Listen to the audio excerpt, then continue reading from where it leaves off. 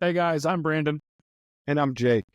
Welcome to the Walleye Files, presented by Striker and Lake Effect Lures. This is kind of our little project we got going on here. We're going to be bringing podcasts to you, fishing reports, hopefully bi-weekly fishing reports across the Midwest, and a video series on YouTube. Yeah, that's what's kind of cool about this too, Brandon, is, you and I have been traveling the last few years, running tournaments and stuff, and we've had a really, really cool opportunity to meet some really nice people across the upper Midwest here. And hopefully we can get some of them on, show how they're catching fish, show where they're catching fish, and help you guys catch fish as we go.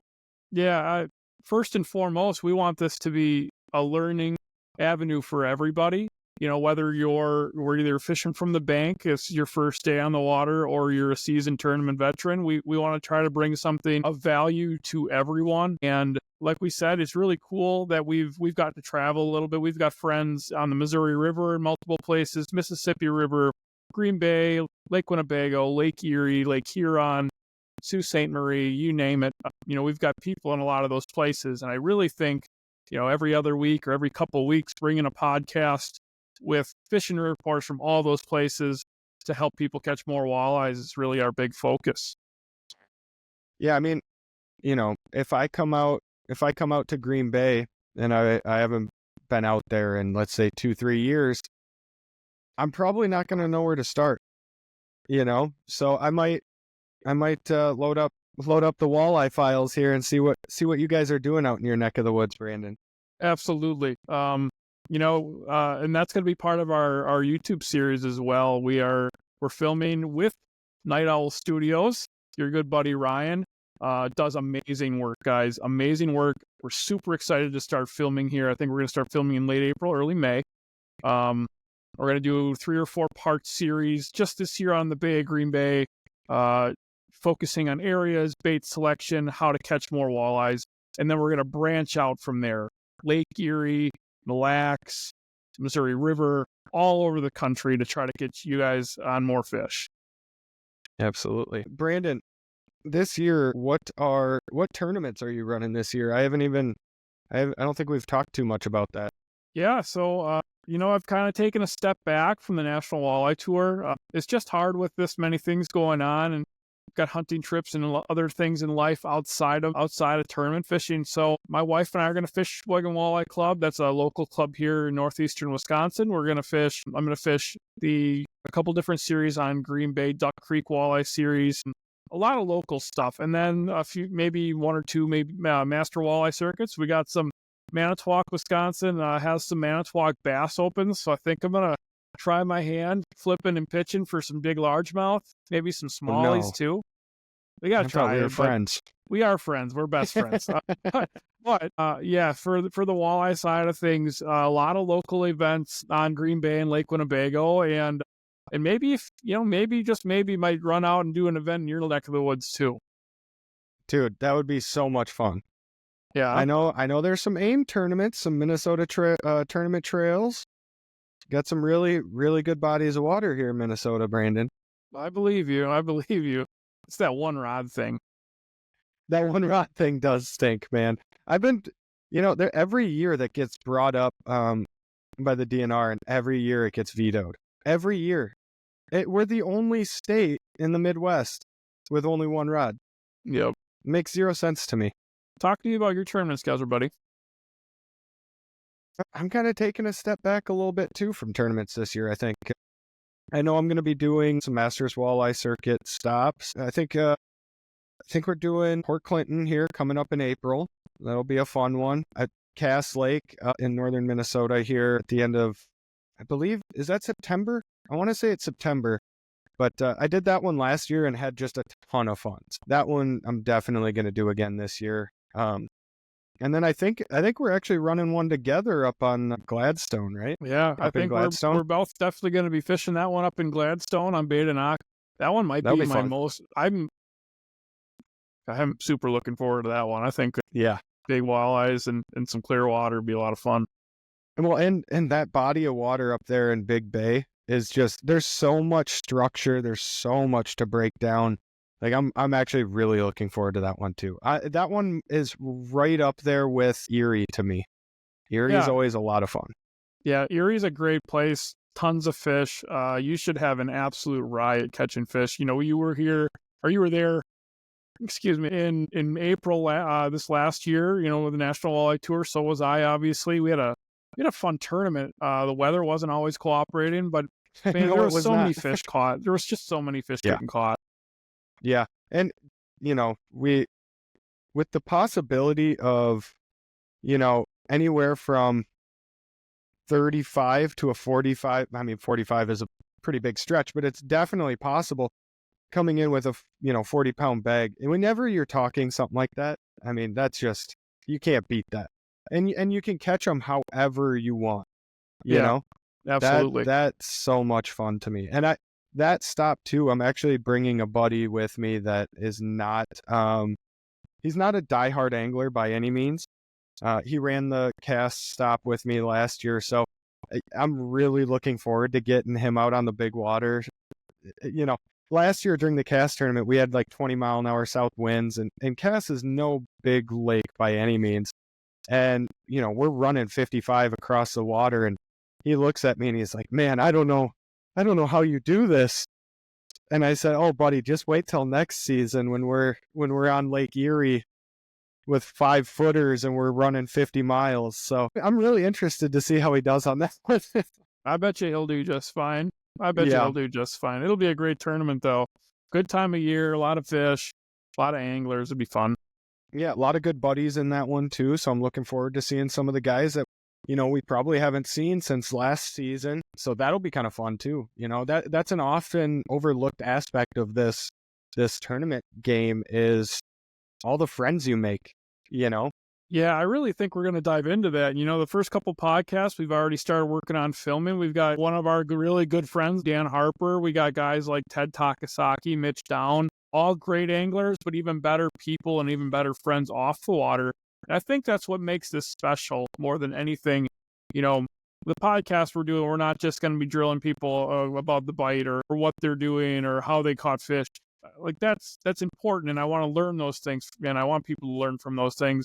So at the end of the day, I want to do a deep dive into who people are and really the experiences on the water and off the water. Yeah, get to know some of these guys. Like we just got done talking to Ted. Ted is one of those guys that you could talk to for hours and hours and just listen to some of the stories he's got. In his 30-year career, he's seen some things, and he's got some dang good stories, man. I know last year driving out I was actually on Erie with Ted last year, and that 12-hour drive, listening to some of his stories, it was pretty fun. So hopefully bringing some stuff like that to you guys. Yeah. And as we said before, our podcasts and our series is going to be brought to you by Lake Effect Lures, Striker Brands. Jake, talk to us about Lake Effect Lures for just a half second here. Yeah.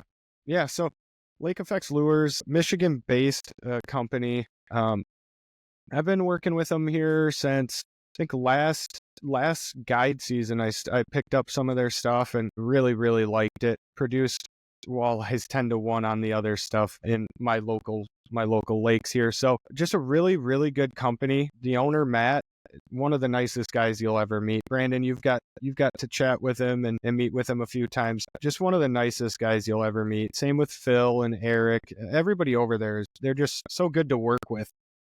Most of their stuff though, ice fishing, they're just starting to get into open water. So their main open water products are going to be the Feisty Fry and the Rattle Paddle.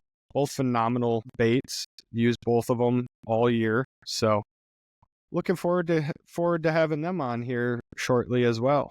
Absolutely. All those guys are awesome people. From second one, they treat you like family. They treat you not like a customer, but more of a very deep personal level. It treats you really great, and super excited to work with them. I've had a couple interactions. I appreciate you for helping me get introduced to those guys, and like I said, they just feel like family from minute one. They've supported us from minute one with this idea, with this thought, and it's going to go a long way. And we can't wait to have them on the podcast, and then to have them again on the water with us. Yeah, that I'm excited for people to not only see their products, because they make some amazing products, they really do, but also just see the type of people that, you know, that own the company, that run the company. That's honestly what made me a fan of the company, was seeing how they treated people and, you know, stuff like that. Obviously their baits are fantastic, otherwise I wouldn't have even got that far, but yeah, great company. So Yeah. And then next we got Striker Brands, where we're both on the pro staff. You know, again, great people. I can't rant or rave enough. My wife, Nicole, is also on their staff. Their pro staff is great. Their higher up people like Craig and Jeannie are some of the most down-to-earth people where you can just sit down and have a great conversation. Richard as well. Awesome guy. absolutely. Great people that we're super excited to work with, super excited to promote on this show. And it's super easy to promote because their products are fantastic. Absolutely.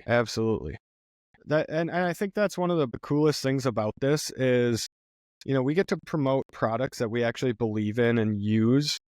You know, it's not like some of these guys you see out there, you know, they're peddling something that, you know, dang right and well that they're not using.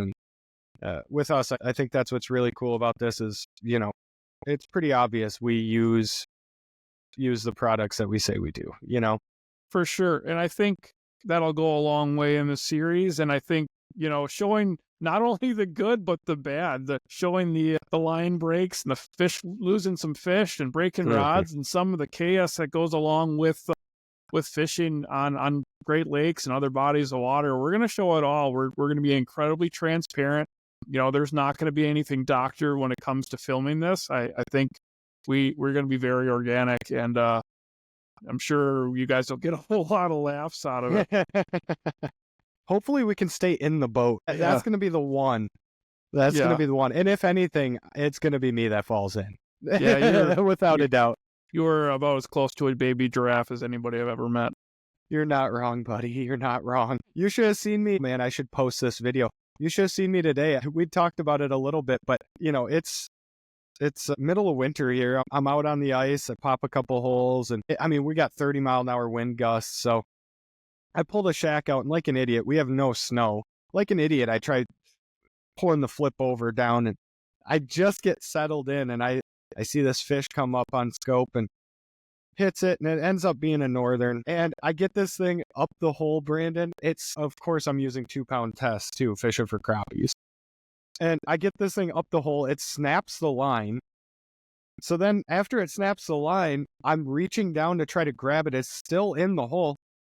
The gust of wind comes up and just blows me and my shack halfway across the water. So I've got this fish in the hole. I think I lose him. I get my shack back over the holes. Next thing you know, I don't know if I told you this part, the northern shoots back up out of the hole. Did I tell you that? No, that's ridiculous. It just reappeared. My hook's still in its mouth. So I grabbed him real quick, got my hook back. But it was just ridiculous, man. I watched the footage back. It's about 4 minutes of me struggling to keep my ice shack in one spot. So that's the kind of stuff that you're going to see. Yeah, like I said, you guys are going to get some laughs. Whether it's at my expense or Jake's, it's going to be funny. Yeah. Well, I think we did an okay job painting the picture of what we're going to be, guys. I really hope you guys come to watch us. You know, like us on Facebook, Instagram, TikTok, follow us on all those different avenues. YouTube, we're going to have a YouTube page. I think we just built that channel. And Apple Music. Yep. Spotify, Apple Music, anywhere you can get podcasts, really. And, you know, come along with us for the ride, because I think this is going to be pretty special. It's going to be a lot of fun. And hopefully it's going to help a lot of people catch a lot more walleyes. Absolutely. Well, it was fun chatting with you, Brandon. I appreciate you, brother. Can't wait. This is going to be awesome. You. Yep. All right, guys. We'll talk to you later. Peace.